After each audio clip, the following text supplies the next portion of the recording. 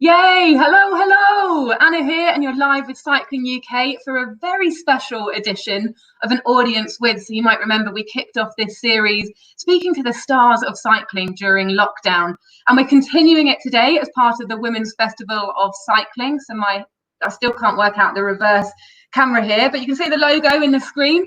That's the Women's Festival of Cycling, where we're shining a spotlight on the gender gap in our sport in cycling, trying to bridge it, trying to get a little bit more even there, and having a look at some of the awesome women who are doing great stuff in our sport as well, which brings us on to tonight. But a little bit more about the Women's Festival of Cycling and Cycling UK. It is a charity, so we're putting on loads of events, loads of campaigning, trying to make the streets safer, trying to make cycling more accessible to everybody.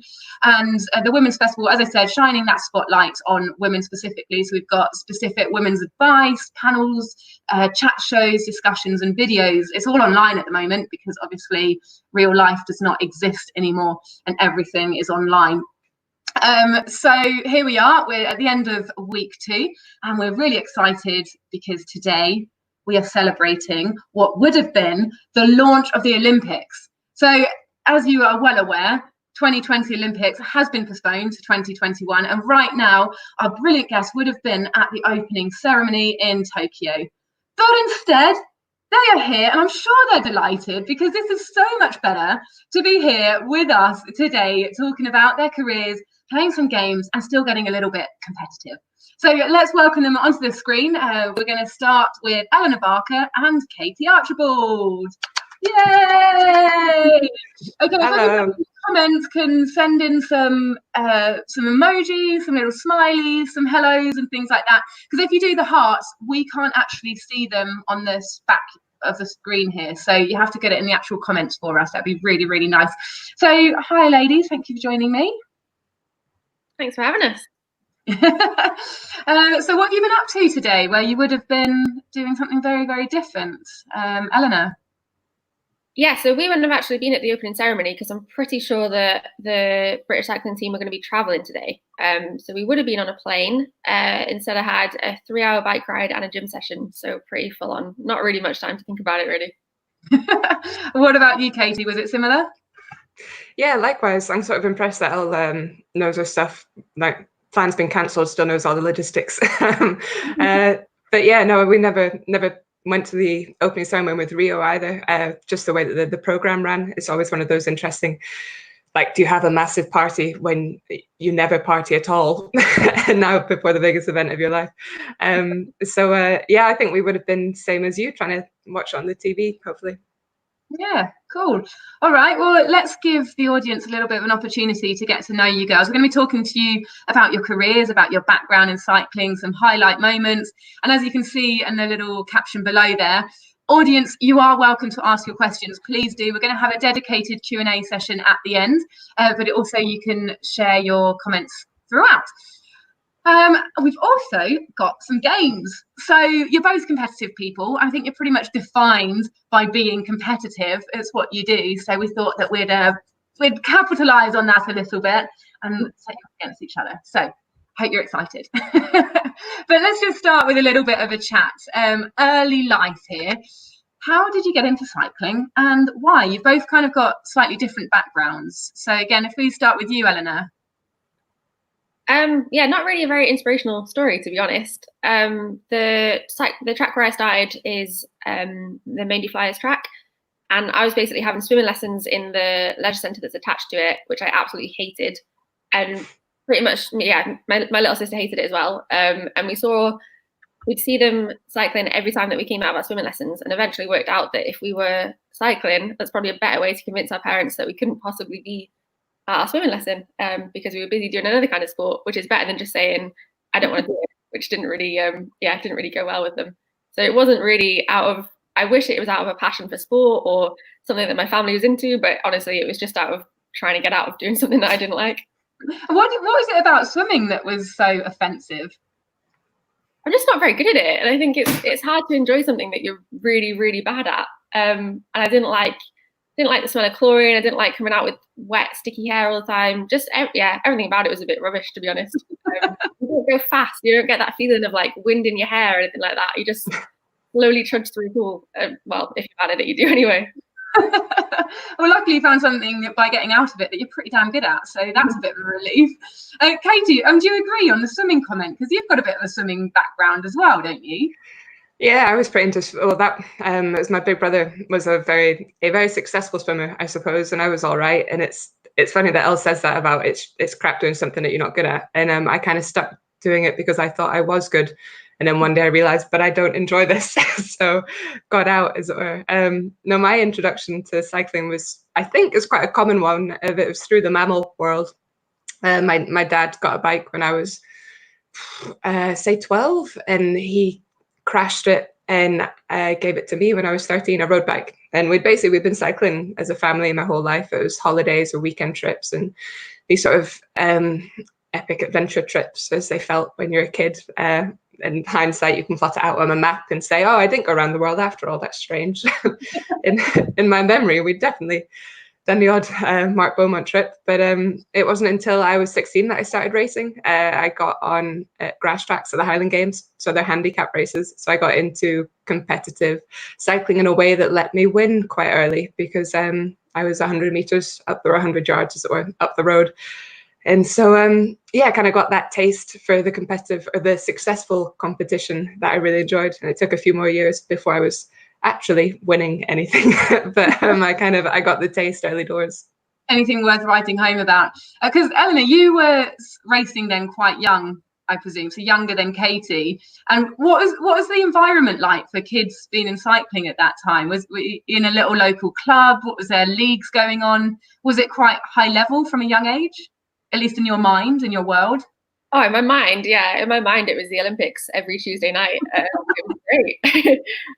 No, I'd say it was quite different to Katie. And actually, again, I didn't stick at it because I was good at it, or that I had a chance to realize that I was any good at it. Because for, I think, the first 3 or 4 years, I was racing in various racing leagues, either every week or every month for, most of the summer. But I was the only girl for most of that. So I was racing against boys the whole time. But I think it was quite nice that a lot of them had started before me. So when I first started racing them, I was dead last every single time. And if I was lucky, I might finish with them. And then gradually I kind of got to the point where I was picking them off one by one, until it was like me and the best of the 11-year-old boys that were head to head, which was quite fun. So I never really won, but it was nice to, I don't know, it was nice to get involved and to have quite a tough start to it, I think was, and see progression, I guess, as well, like improvement week on week, month on month. Yeah, massively. I definitely would have preferred to have been in a peloton of girls and to know if I had a good day or not, or what was was a good day at that point in time, because I was never expected to do well. But yeah, I think it gave me quite a good start, and I think enjoying it while not winning is quite nice as well. No, not nice. I don't know what I'm trying to say here. I think it's love of the sport, not just for the medals. Exactly. Yeah, and having that from an early point as well. And why do you think that you stuck with the sport? Because it's really common for girls to get into cycling quite young and then hit the teenage years and experiencing exactly what you're saying there, being the only girl in the club, nobody else to compete against, and it's really easy just to drift away into something else. What was it during those years that kept you hooked? I honestly have no idea. I've thought about it a bunch of times. My little sister had a break of about a year or two, which I thought at the time was her just quitting, and I think she did as well. And I felt like I needed that when I was younger, and I could feel myself kind of drifting away in the same way that a lot of girls in that sort of 14 to 16 age bracket do. I don't know, I guess I just felt like I had some unfinished business. Like I wasn't quite ready yet. I had something I needed to win, or at least race against girls at some point before I could quit. And then by the time that was happening, I was really enjoying it, and I didn't even think about quitting. Yeah. And so when did you two first meet each other? Were you racing against each other quite early on? It feels like we first met when I had to take your duvet to stay the night in that spare room. And there's this like, we obviously did know each other, but I just remember feeling so out of place and awkward and embarrassed that here was like junior world champion. I don't even remember. You actually met then after Elinor had already had some big successes? Well, yeah, I guess Well, when you are, because we would have met, I don't remember the very first encounter, but obviously we moved in together before we really knew each other, I would say. No, I thought I don't think the time that we went out for dinner in a group and I screamed at the waiter to get us some garlic bread because I was so hungry. Oh, that's so much better. I forgot about that. Yeah. we go into Pizza Express and we haven't sat down. Like, it's quite a busy, we're in like a little this train, and he's showing us her table and Elle's refusing. She's like, dough balls, please. And he's like, oh, I'll come and I'll take your full order. Dough balls, please. not rude per se, just so hungry. Getting hungry quite a theme amongst a team of cyclists then? Well, we'd been in Manchester at that point, but we were both up for a training camp, but we were staying somewhere where we couldn't really cook or keep food or anything. And I think we were waiting for someone else to be done or something. Basically, by the time we got there, I couldn't see. I didn't want to talk to anyone. I needed to eat something, and then I could get on with the evening. But I'm pretty sure that was the first time that I met Katie and a few other people. So if first impressions matter, mine is that I'm hungry and angry, unfortunately. Has it stuck? Has your first impressions of Elinor stuck, Katie? No, you couldn't even remember it, actually. I know the answer to that. You literally just said that. So that was sort of how you got into it, and you guys as kids and getting into the sport. And I just thought it'd be really nice, because what we want to do as well is, what you do as role models as well as champions is you inspire the next generation. And do you ever feel a bit of a responsibility with that, knowing that you're the ones that the kids are looking up to sometimes? Yes, is a simple answer. But there's also the kind of reflection that I have of who I was looking up to when I was a kid, and it wasn't always sports people. So I guess it's kind of figuring out how you do connect to young fans, or how you make women's cycling something that they can aspire to, something they can engage with, something that they know is a real future. Not necessarily to be going to the Olympics. It's almost like that's too much, but to give young girls an awareness of kind of we exist as young women on bikes is good, I think. Yeah, absolutely. And what about you, Elinor? Does it cross your mind? Yeah, I'd agree. I think it's I never really think about it when we're racing, because obviously you're so preoccupied, you can't possibly think about some kids that you've never met or anything like that. But I think when it's in terms of like media presence or social media, then yeah, I definitely do. And I think sometimes I might want to shy away from media a little bit, and I might not want to do a certain interview, but then I realize that actually it's important just to be seen, because when I was younger, I didn't really have that many female role models. It was mainly the men that you look up to. But then also social media, not to show it as being like glamorous or easy or anything like that. I think to maybe try and show what it's really like and what the people are really like who are doing it, and then it's maybe more accessible than a lot of people feel like it could be. Cool. Well, with those questions answered, we've actually got some questions sent in from a couple of children fans. So we're going to put the videos on the screen and let them ask their questions to you. So it's just a nice way of getting the younger generation inspired and having a little bit of connection with you. So here we've got Ollie, and this is his question. A little lag there.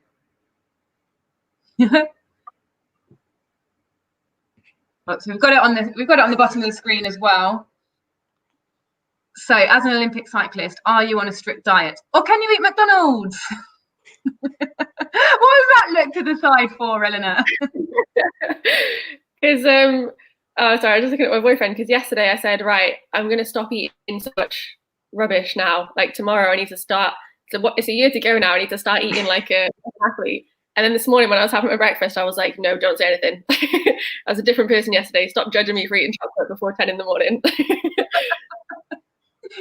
How strict are you on your diet, Katie? Yeah, this is the funniest. It's a total binary. You've either got your Usain Bolts who are having chicken nuggets through the entire games, or you're, I don't know, like juice cleanse fiends of the diet world, and the sort of the middle ground never gets any airtime, because it's just really boring to just say like, oh, I'm actually just like you. But yeah, to be honest, I really am just as guilty as anybody else of looking at other sports people and being like, oh, I wish I was like that. Like you'll have an Olympic gold medal on the mantelpiece and you'll still go like, oh, I really wish I could be a proper sports person and eat more carrots. And I don't know if I'll ever get rid of that. So yeah, the answer is yes, we eat McDonald's. Not in lockdown, unfortunately. What's important is the way that I look at it anyways, I'm quite strict in making sure that I've got enough carbs, protein, vegetables, like all the important things are in, rather than looking at what to cut out. So if I do really want something, I'll just have it, because otherwise, if I don't have it for 2 weeks, I'll have 2 weeks worth of stuff that I wanted in one go. So it's probably better to, live your life that way, making sure that you're getting enough fuel in, rather than restricting yourself and then going crazy. Yeah, and I think we've pretty much established as well that we don't want to deny Elinor any food at any point ever. For the safety of the population. Okay, so next kid's question for you. Oh, we're going to have the other video here now.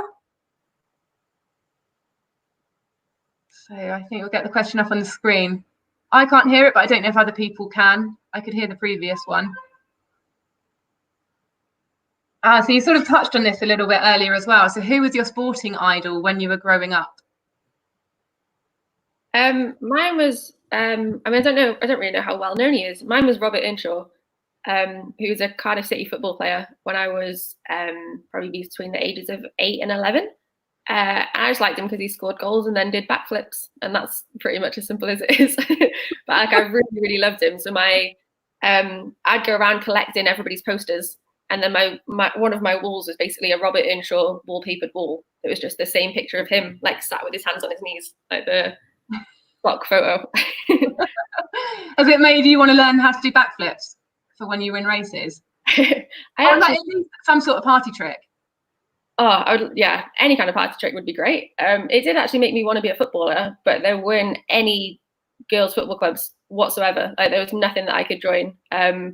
None of the boys really wanted to play football with the girls, so it couldn't really happen, which sounds a bit rubbish, but I don't really have the hand-eye coordination for it anyway, so maybe it's better that I never found out that I was a bit rubbish. Destiny. So you don't have any party tricks at all? Can you roll your tongue? I don't think my best party trick is probably that I can make a cocktail while doing a track stand. Oh, that would be wicked. I think everyone would love to see that in the track centre. There's got to be a bike at the party, so pretty limited on parties, really.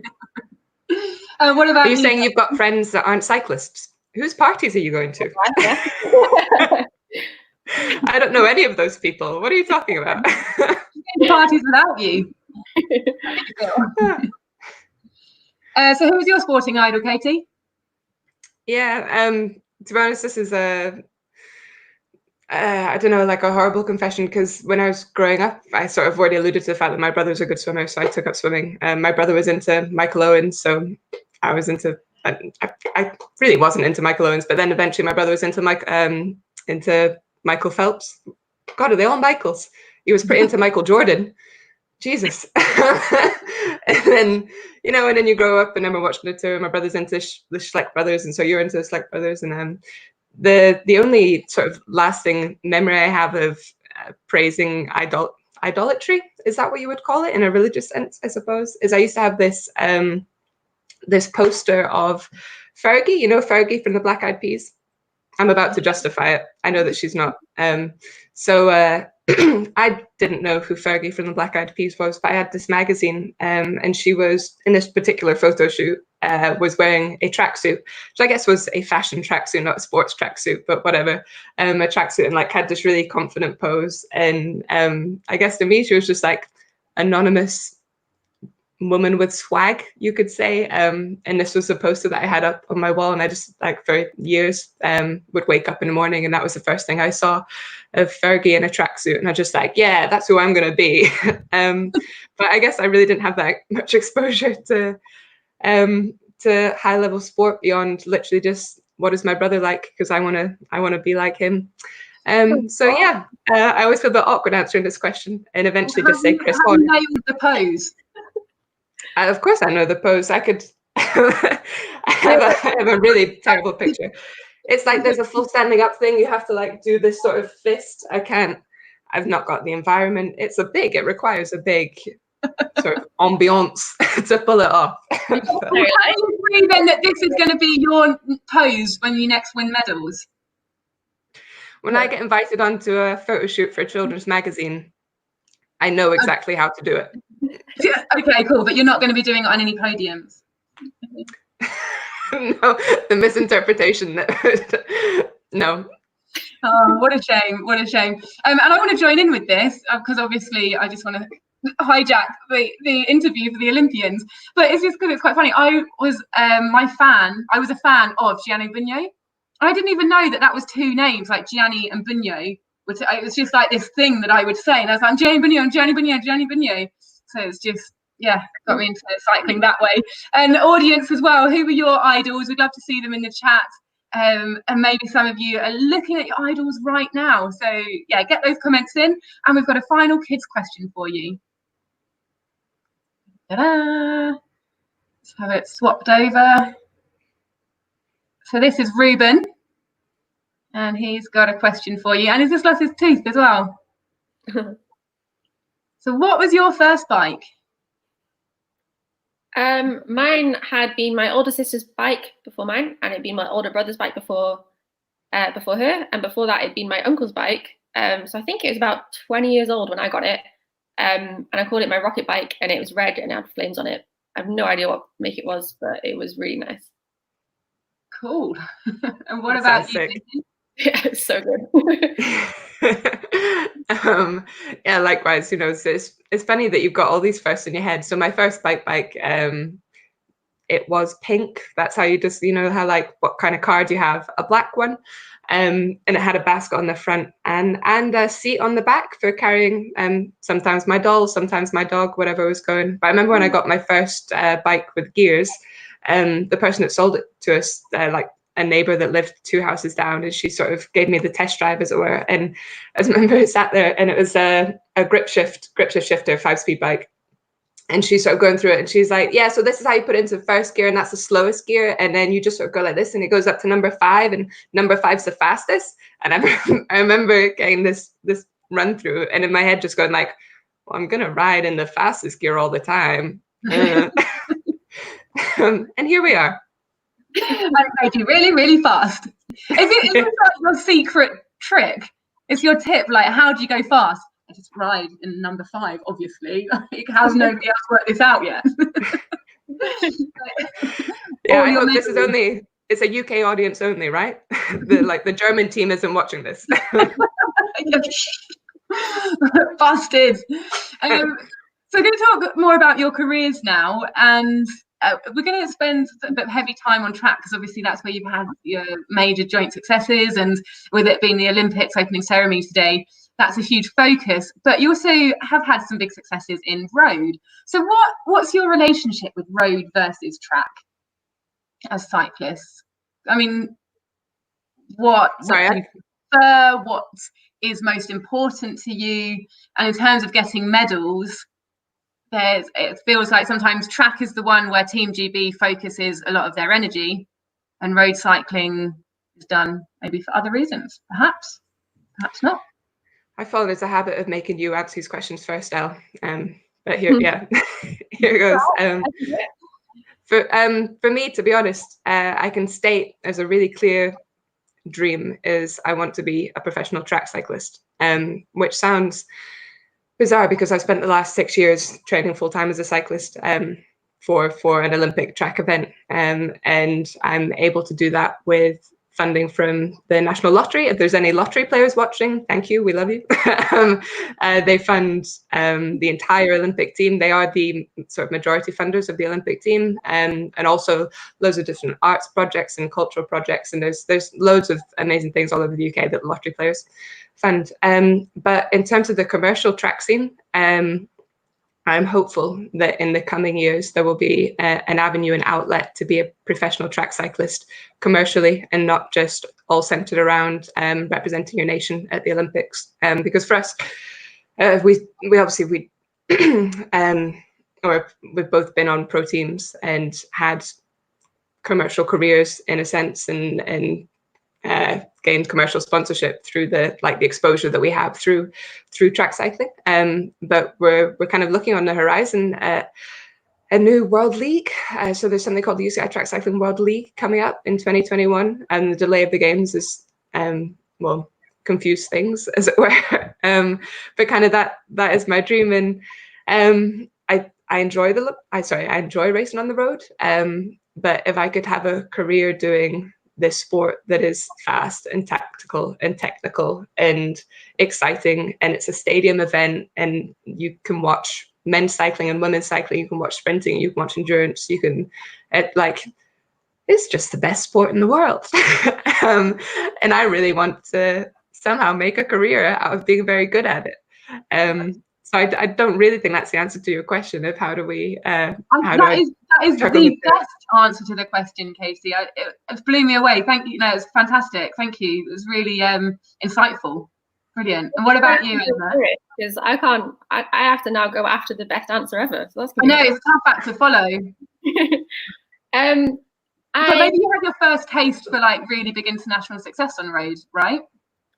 Yeah, well, I always thought I wanted to be a road rider because the velodrome was scary when I was little. I think until I was 13, I must have been about 20 times and fallen off every single time. Mostly unlucky. It was pretty much just me and the same kid just kept knocking each other off. Nothing personal. Yeah. So yeah, I always thought it was quite scary. And I also road cycling was huge on TV when I was younger, and it was kind of all that I really saw. And even though it was men competing, it was largely what I saw when I watched cycling on TV. That was what I was looking at. So that's kind of what I imagined that would be happening. I never thought it'd be a career. I always thought it'd be something that I was doing as a hobby until I was 60 or something. But I do love the road, and I think as much as I completely agree with everything that Katie's saying, I just wish the year was twice as long as it is, so that I could have a track season and a road season every single year. And I think at some point I probably will move over to the road. It's just when I'll actually do that, because I said that that's what I was going to do after 2016, and then I couldn't seem to make myself leave the track. So yeah, we'll see. I would like to have a proper go at the road with a proper winter of training, rather than off the back of training and racing full on for the track, just to see what's possible and what kind of rider I actually am. But yeah, for now it's definitely track 100%. Do you think that the Olympics plays a part in that as well, because it's so track focused? Obviously you've got the one medal for road or the time trial as well, but then you've got a lot more potential for medals in track. Do you feel like your cycling career gets pushed externally for you to have to do more of that during, at least in the lead up to the Olympic years? I think that it's a different question for men's cycling and women's cycling. I think with the development of British riders, I think I actually really promote it as a brilliant foundation, that if you gain track skills, sort of the technical skills attached to being a track rider, the speed that you get from a track rider, that is really transferable. But I know that the pull, I don't want to keep going on about the commercial side of the sport, but the pull for men to the road compared to the pull for women to the Olympics is a lot higher. So you have riders like Garrett and Wiggins and Cav and probably 20 or so other names that get sort of go through the system and then pulled to the top end of the sport on the road. And I think that's what's changing now with the women's side, where we're seeing really good riders sign a lot younger. So for example, Lizzie was still, I think she was part of the program when she was developing towards Beijing and was exceptional and sort of went down the path that she went down. And Lucy Garner was probably the next example after that. She was junior world champion, and so it makes it a bit easier to go down the commercial path that you went down. But everyone that sort of fell in between that would be pushed, sort of incentivized into the track program, which I think is kind of what you're hinting at, of the Olympic focus around track over road. And I think what we can state really clearly now, with just some names, I suppose, is that you've got Pfeiffer Georgie with Sunweb, where you heard the news not that long ago about Anna Shackley signing with Bowles for whatever Bowles will be called next year. Elinor Backstead signing a contract with Trek. All of these young riders signing long deals with top end teams, because now those teams have the depth to develop riders. It's still nowhere close to the men's side, where they've got entire sort of like academy setups and like squads of 30 riders. But there are teams with the budget to invest in younger riders that they can develop onto top level. You don't need to be maybe as bankrolled as you once were by mum and dad, or the entire peloton isn't all students. You know, we used to have, like, that was the running joke for a long time, if you had the most highly educated peloton with the women's side, because it was all people that were just super, super passionate about it, sort of running around on a shoestring, just racking up degrees as they went. Brilliant. So I'm just having a look at some of the questions coming in as well. You're really inspiring a lot of people. Got loads of questions coming in, so keep them coming in, and we'll go to public Q&A really, really shortly. So thanks for giving such great answers, girls. This is awesome. So let's just talk a little bit about the Olympics then. Looking backwards, your first Olympic experience, what was it like for you when you were first turning up there? And how old were you? Because you were both pretty young. Yeah, both 21? No, because your birthday's September, right? So you were 20. Yeah, you were just about to turn 22. I'd already turned 22, so I had a few grey hairs poking through, and you were celebrated as the baby of the team. That's how that felt. We actually, I was speaking to Elle before, talking about like posting a picture to promote this event, and it's this picture of us getting on the plane to Rio, and and we're both stood in front of the flight board or whatever, and I've got my passport in my hand, and you were sort of stood there like the kid from Up. Just both of us, just young in our faces, I suppose, young in our smiles, or young in our enthusiasm and excitement, and the culmination of all these things, getting onto this one big adventure of on the plane. Oh God, I can't believe I'm about to say this, but on the plane to your dreams, as it were. So I think in a lot of ways we were really young at Rio. Yeah, and did you feel starry-eyed there? Was it hard to keep your focus on what you had to keep it on, realise that you were there with a job to do? And how did you manage your nerves? We were so hyper-focused that I'd find myself just saying like, "Hiya, you're right," to like Andy Murray, because you just see a face that you recognise and you're so in the game that you just sort of like smile and wave at everyone as if you're friends, but actually I just know you because you're super famous and you have no idea who I am. But all legit being there. And did you find nerves a hard thing to manage, or was it just pure excitement, Katie? Oh God, yeah. No, I get nervous for track league. I mean, hideously so. It was a completely different feeling being at the Olympics, and what I always find with my nerves is that when the gun fires, or when the whistle goes or whatever, and you either push off the fence or restart the race, and I always find that it just kind of falls off you. That sensation that Elle was talking about, having the wind in your hair.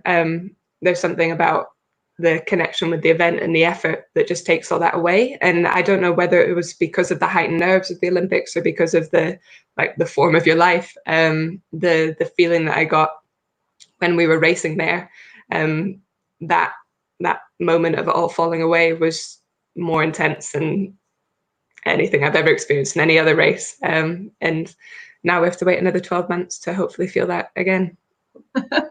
Yeah, were you very disappointed when you got the news? Is it polite to say that? I can't tell. I was devastated. Is that okay? It's what you felt. It's a big deal. You know, you put lots of people were having a really tough time through lockdown for various reasons: COVID, business, dreams on hold. I think it's perfectly legit to talk about that. So obviously, you've been focusing for it. But did you see it coming, and were you just fingers crossed that it wasn't going to be cancelled? I think I was head in the sand. I found the worst is that for probably 4 or 5 days before the actual announcement, I was literally just glued to my phone, refreshing the news, refreshing Twitter, trying to find out what was actually happening. Because I think the uncertainty was just the hardest thing to deal with, and thinking, should I be going out and training really hard right now, or should I be having a week off because actually I've got 18 months to be training and I don't want to burn out now. I think when the announcement was actually made, it was a horrible kind of mix between yeah, being really, really devastated and actually being a little bit relieved, because then I actually knew and could get my head around it a little bit. So yeah, I'd say the announcement wasn't as bad as the wondering before. Yeah.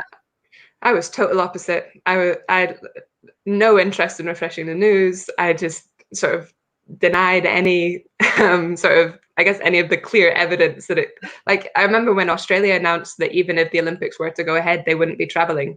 And even then I was like, oh, that'll be funny. There's no Australia at the Olympics. Hey, weird. I was still like, it'll happen. I've been getting ready for 4 years. It'll happen.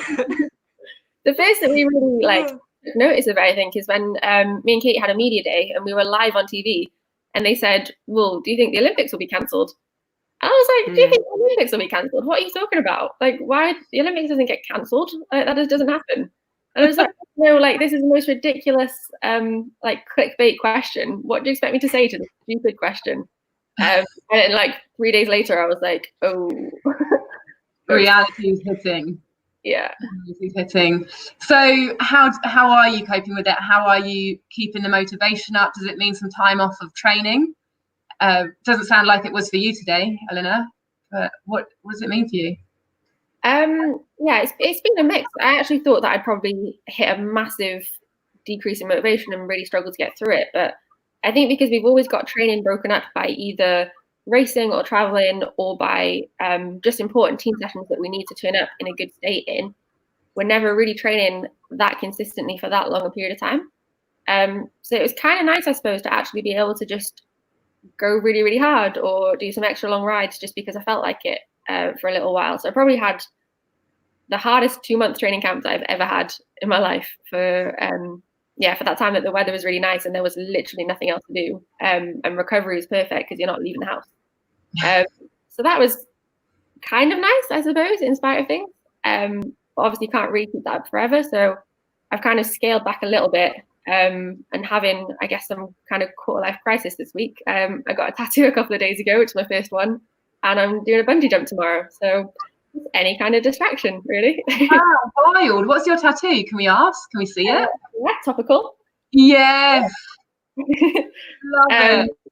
Yeah, I've been thinking about getting one for like exactly 4 years, I guess, and just never really got around to it. And then, yeah, this just seemed like a good week to get it done, or a good way to spend the week. I love it. It's so cool. Katie, have you been wallowing? Do we have to? Oh, sorry, I don't show all my tattoos. Yeah, I've been wallowing. Training. I think totally agree with Elle of the consistency that we've had of the past training block has never existed before. And it's really funny because obviously I tell people I'm training. Well, we are training really hard all the time, but you're traveling to a race, you're traveling to a training camp, but you got meetings and you got, like Elle says, important track sessions that you've got to turn up for, in inverted commas. We're on video, turn up for. And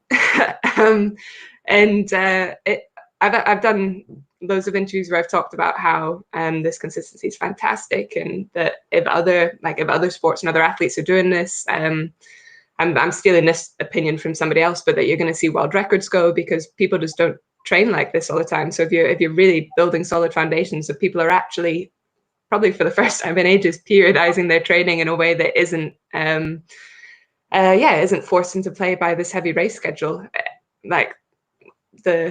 Just the world's best is going to go up. And then the last 3 days I've just been going like crap. I just had a proper, just everything's pants. And I could have booked in for a therapy session, I guess, but instead I've booked in for this. And now you've brought it up, and training's not going well at all today. But that's what happens, I guess. Wow, there's Elinor's tattoo, Katie's breakdown. It's all right. Let's cheer things up a little before it gets too heavy. We've got some great questions coming up, and don't worry, you still get to compete because we're about to pitch you against each other head to head in a game of Housegram. So, are you ready? Yes, I can see that you are. You look more than ready. Yes, Elinor? I have a question. I'm not in my own house, so am I allowed to ask for like where things are? Yeah, I am. You're allowed to ask where things are. Do you have your things? I don't know what the things are. We'll find out. You might lose. You're at a strong disadvantage here. Yeah, I do it. Although I do also have someone else to run around with me, so am I at an advantage? Yeah, mate, we'll find out. We will find out, because the first thing I want you to get your hands on and bring to the screen is a Team GB piece of race kit. Oh, yeah, I'm in. I'm sorry. Oh, hold on. I win. Is that? Oh. It even says GB right here. I was going to null it and move on to the next question, but you definitely I have the full range. For your creativity. I need to think more outside the box. Yeah, so creative here. What about this one? Best piece of merchandise stolen from a bike race. Stolen. Well, I mean, it might have been given. It might have been thrown out of one of the vans, thrown out at a race event. Feel panic. Anyone who's just tuning in right now, we've got Elinor Barker, Katie Archibald, running around their house looking for the best piece of merchandise they've ever got from a bike race. This is from Cali. Point. Excellent. So where's that from? I think it's from World Cup. This is from a World Cup in Cali. Cool. I love the personal attachment you've got to it. Like, it feels so sentimental. I think it's from this race in this country. Perhaps. You're keeping it because ... And say again, sorry. You're keeping it because... Why are you keeping it? Just fancy to have. It just looks nice. Oh, a bit just fell off. It's a little bit wild. What? Bring it a little bit closer to the screen. I can't see what's on the little truck. Got some food. We've got some little people here. Yeah, some bananas. Got married. That's amazing. Yeah, so it's really random, the stuff they do give out at bike races, isn't it? Yeah. Katie, have you got anything to beat that with? No. I'm sorry. I thought you were. I've been panicking. Ah. It's anxiety. Here we go. Oh, wow. Oh, cool.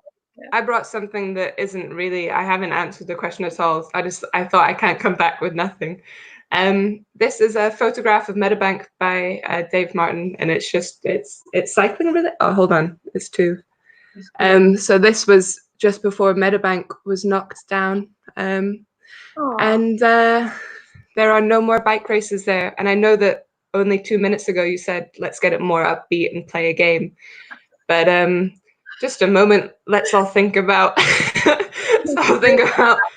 Yeah, most of from the last couple of decades, most of Scotland's top track cyclists have come from this facility that exists no more. But on a more positive note, we're now getting loads of brilliant people come out of the Glasgow Velodrome, so that's nice.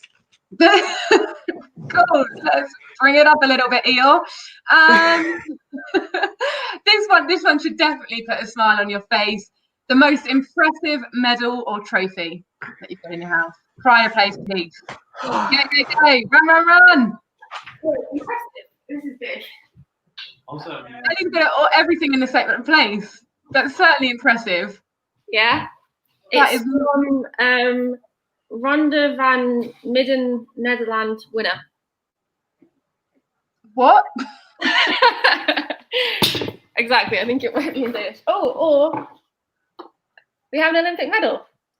That's pretty impressive. Is that what the medals look like? I think Katie's in a much bigger house. She's at a massive disadvantage. Everything here is like within about 2 meters. Yeah, this is an Olympic bronze medal. Hell yeah. Okay. That's what we're talking about.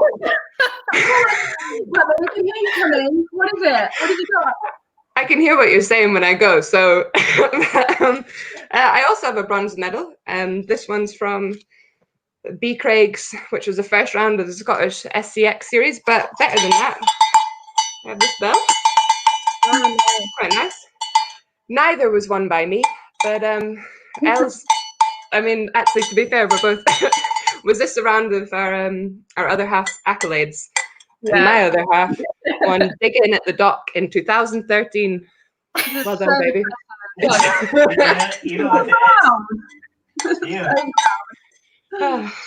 Cool. Well, Nick, who do you think's the winner for that? We're going to have the scores come up on the screen. I think it's going to be very difficult to decide. That's it. Get your trophy, your winners. Nick's medallion. Hey. To Katie. Brutal. Just when she needed a pick me up as well. Kick her while she's down. Yeah, invite me onto this family-friendly show. It's as simple as that. Winning things. Right, cool. Well, thanks for being such good sports. That was brilliant. And now we're going to open it up to the the audience questions, because we've got loads. What do you want to start with? Producer Nick, pick out your questions. Get them on the screen. Thank you. And audience, keep putting your questions through. Lovely. I love this one. We spoke to Diane Jago earlier actually about cycling and cancer. So if anyone wants to catch up on that, really, really important topic. So what advice would you give to your 13-year-old self, ladies? Yes, Diane isn't 13. I was actually going to say this. It was interesting when you were talking to Elle about that gap, the fallout between, it's that sort of 13 to 16-year-old bracket, where I think a third of girls drop out of sport. And yeah, and I didn't know that about Meg, so it's interesting you said that about Meg, your sister. But I was one of those kids that stopped sport, started the bad things, the pull of the social scene that you thought wasn't compatible with sport. So I suppose that the advice that I'd give to my 13-year-old self is what I realized when I was 16 is that there is a social scene in sport. That's what pulled me back into competitive sport anyway, was wanting to travel with a group of people that I liked spending time with and that I liked kind of being a part of, I suppose. And so that was what pushed me away from swimming, of having your head in a water all the time and everything being so stringently about the sport and about the competition and about the results. And suddenly I got into this sport of cycling where it was about meeting other people, literally going on like this speed dating thing and traveling at the weekends to races, that it wasn't necessarily about winning. It was about you're going on like a little weekend trip with your pals. And I think if young people can realize that, there will be people out there that are held onto it by the competition, but for a lot of us, it's the fact that your people are out there and you can meet them on a bike. You don't have to meet them in the pub. You're killing it with the answers. Wicked. What about you, Elinor? I would say just to relax a little bit. I was quite a nervous, quite a shy kid, and I think I probably could have enjoyed it a lot more and seen it more as weekends away with my friends if I just sort of, I don't know, just let go a little bit. I was just incredibly shy, but I suppose it's easy to say, looking back, just don't be like that. I think I kind of had to learn it over a long period of time. Yeah, cool. I do think there's more to cycling that I could have enjoyed that I maybe didn't let myself. Do you think cycling has given you an extra edge of confidence then, as you've got older? Yeah, I think either cycling or just generally just age. Just having a bit more life experience, and again, I suppose finding new people is quite big in that as well. Yeah, cool. All right, next question. Try and rattle through some of these because there's loads. This is from Tom. Which country internationally do you think is your biggest competition? So he is in the USA. I thought he was like, my answer, United States. Because they have historically been. We went into Rio against the Americans, who were the reigning world champions and the world record holders. They've been world champions the last 2 years.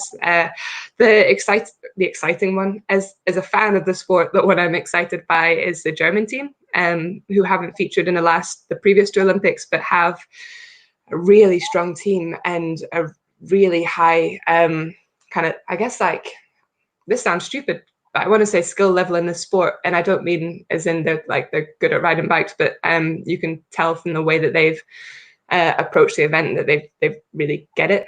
So in 2017, I'm going to say they had 3 riders in the top 5 of the individual pursuit, but they placed somewhere like 7th in the team pursuit. And so you can see these riders that have the talent, and you think like, how are they going to channel that into this team event that could take them to the Olympic Games? And we've watched that happen. and they set the fastest time at the World Championships just past, but left with the bronze medal. Our sport's kind of funny for that because of aerodynamics. Have you heard of it? And but they are kind of, if I was an armchair critic, it's the German side be kind of nerding over. Do you agree, Ellie? Yeah, I think different things for different reasons. America are quite an obvious one because they've been so massively successful in the last few years. And also have had a lot of silver medals at Olympic Games, so they're going to be pretty hungry for a gold, I think. But yeah, as Katie said, Germany have just been getting stronger and stronger. And at the Worlds, I remember thinking, oh, they've gotten so much better. I feel like they maybe just need an extra year. And now they have it, unfortunately. But then I think we can't ever really rule out the Australians because when they're on their day, they can just be phenomenal. And the same goes, I think, for New Zealand and for Canada. And it's quite nice in a weird way to be able to say that because I think we forget that women's team pursuit is actually quite a young sport. So 10 years ago, we wouldn't have been able to say that there were that many strong contenders, whereas now I think it could be any of those 5 teams taking up the spots on the podium. Yes, just to add to Elle's point there. So last season, New Zealand had the fastest time of the season, and Germany had the fastest time of the World Championships, and America have the World Championship title. And I would give us a badge for most consistent. Is that, can we? Yeah, we're always turning up. Just the last couple of times we've left with silver, but I'd still back us. Great, love the confidence. Love the vote of confidence. All right, next question. Let's get them going. It's from Steph. What's your favourite song to warm up to or to get you pumped before a race? Hers is "Get Smashed, Gear Crash." I don't know that. Let's check it out. I've started. Each other. Sorry, What? say that again. I reckon we can answer for each other. I think I know what yours is.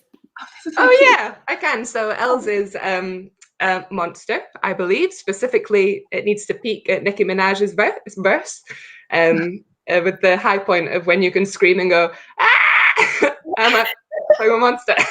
Did I just bleep out the wrong part? I bleeped out mother instead. Sorry. Yeah. This is really annoying because I don't know the name of yours. I know it's Rudimental and Liane La Havas. You're just gonna have to sing it. I did a good effort. I know it's like it starts off kind of slow and then it gets a bit more intense, and by the end it's like a full-on warm-up song. At the start, it's kind of like what you might have when you're having dinner, like that kind of music, I think. It is my 3-minute effort song, so that's one of our testing parameters. Is quite often we'll do a 3-minute effort in this. In this track, is super mellow. Is exactly what I need. Super mellow for the first minute and a half, and then you just sort of knock your pan in and go nuts, as it were. And yeah, but I actually, the most recent, this is more for else. Well, I'll tell you all. The most recent testing that we did, I have changed my 3-minute track, which I've been using for the past 5 years. I put on Beyonce's Homecoming Live album, the Coachella live recorded album, and skipped to just before it goes into Mi Gente, and it goes like da da da da da. Well, it's just the same sort of da da da da, like 8-beat rhythm for 3 minutes, and it's top notch. Yeah. Hypnotic. Can't go wrong with a bit of Queen Bee. Next question. From Nikki. Hi, Nikki. You've shown great strength in sports writing. Love this. When will we get to see and hear you doing live sports commentary?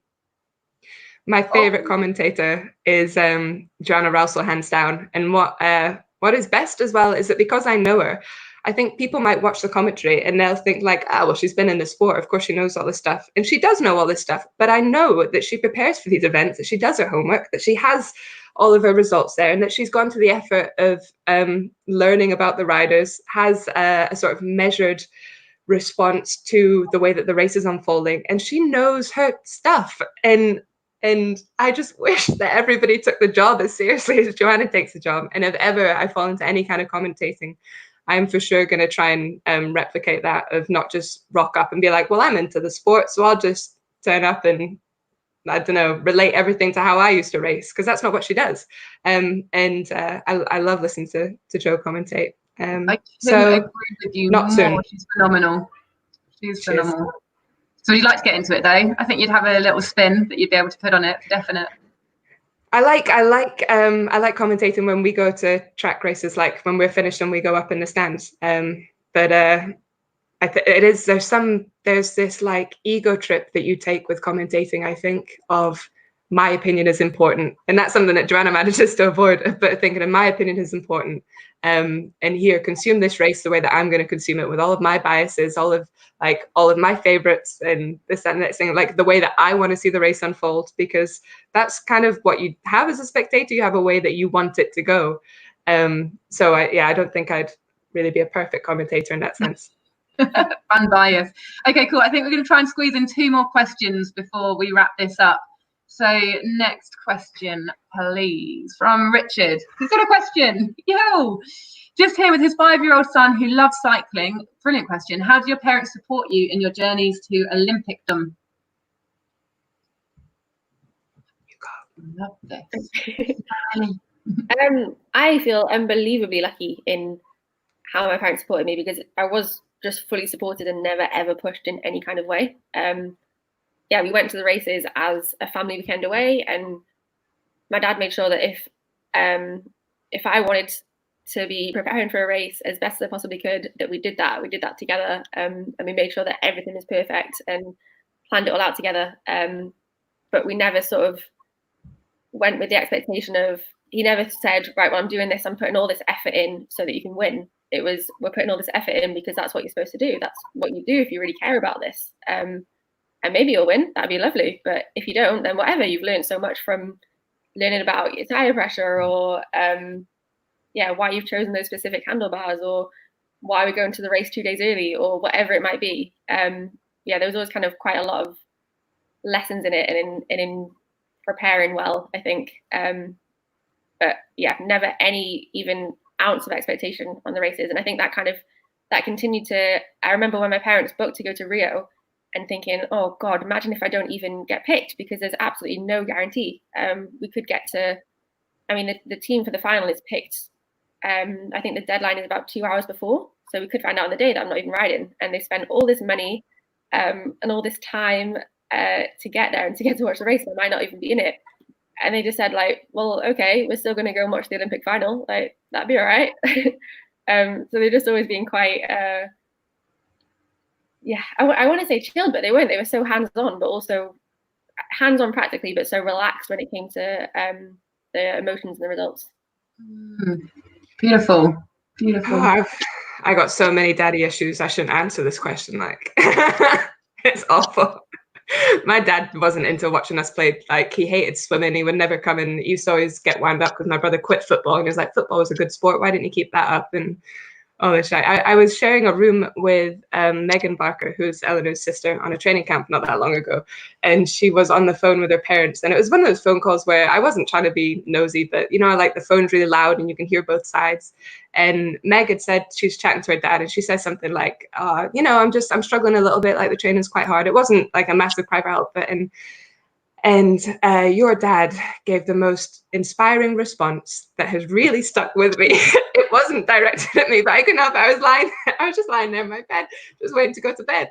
And Graham's talking about how you've got to take everything just little by little, and you just think about the next training ride that you've got to get through, and you just get through that, and you don't get overwhelmed thinking about what you have to do a week from now and a month from now and however many years from now, and to sort of shoehorn that into the parent that asked for the advice of like, how do you look after young kids in sport? I think that's really good advice of not getting pulled over, staring into the horizon, just focusing on the here and now and what do you want to do? Literally, what do you want to do this evening? Do you feel like going to hockey practice? Let's go to hockey practice. Don't think about, I have to go to swimming because I said that I wanted to be the best in the world. And the way that you're the best in the world is you do just don't get trapped in obligation. Just think about just little chunks.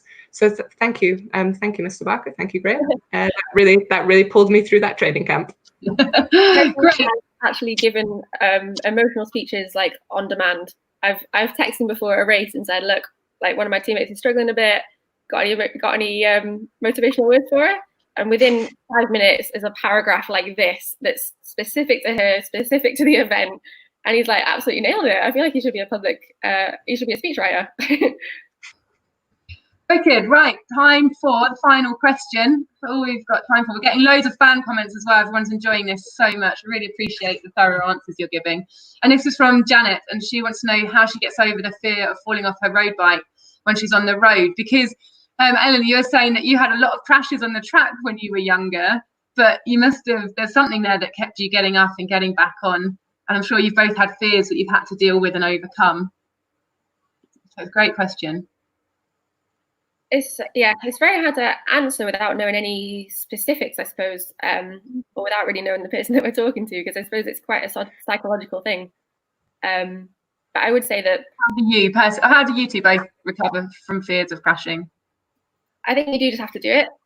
Unfortunately, it's kind of the only way. You just have to push through the fear a little bit. If you're a little bit scared after a crash, the only way is to get on and then hopefully have some positive reinforcement from having some rides where you don't fall off, and everything's absolutely fine. Yeah, I think what really empowers confidence is upskilling yourself as well. So maybe you do book in with a session with a coach, and they can just reassure you and say, you know what, you're actually a fantastic rider. You should take a bit more confidence here. Maybe you do go to there's loads of places in Glasgow, and I'm sure there are all over the country, where you can go for, oh Jesus, what do you call it? Like a mechanicking basics. Because I think for me, when I was younger, a lot of my fear around crashing, like I'd had a few crashes where my bike just like either my chain snapped or something just went kabam, and you go flying over that, and it makes you really apprehensive because you don't trust the machine anymore. So if you upskill yourself to be able to look after your bike, to know when your tires are worn down, to know when you need to know that you can change your brake pads, or know that you can, because I know that holds my mum back a little bit. If she was worried that she would get trapped and she wouldn't know how to fix the bike. And it's all very well to say just don't worry about it, but the way to fix it is just to upskill yourself. And totally separate to that, some nice advice I'd heard about technical riding from a Scottish cyclocross rider. She said that what she does is she'll sing a song in her head that essentially distracts her. I know that sounds simple, so that it just becomes this more of a mechanical process of you're just going to the flow of the music, da da da da da da, and off you go. I've maybe not explained that brilliantly. We should get her on, but yeah. I've song heard in your head helps. From downhill riders actually having a song in your head, ironically.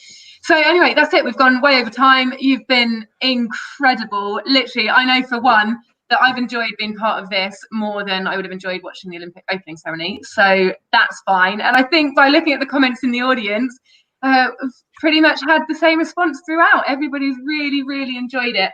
And yes, thank you very much for your honesty. That was really go on. I'm sorry, somebody just held up a note that said to me, Breeze Rides. Yes, that's definitely go on Breeze Rides. British Cycling runs the Breeze program. The local community-led rides you can sign up to. Joanna Roussel's a Breeze champion. I can't guarantee that Joanna Rousel will be your Breeze champion, but yeah, Google British Cycling Breeze UK, or just Breeze Rides UK, and find a community that can lift up your confidence. Brilliant. Goodbye. Sorry, is that us? Sorry.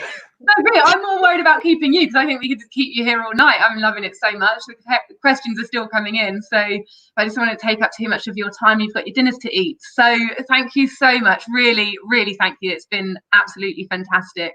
We're going to check out the numbers, see whether you've had more views than any of the others. Fingers crossed. And I'm going to let you go. Audience as well, thank you for your questions coming in. That's really made this an extra special evening, having you as part of it, and for all your comments there.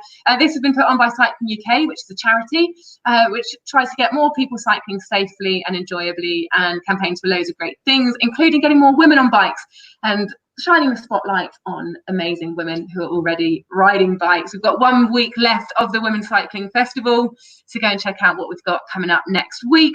We're having a chat this time next week with TV presenter Gail Porter, so that should be a pretty cool one as well. But she's got a tough act to follow, I'm telling you.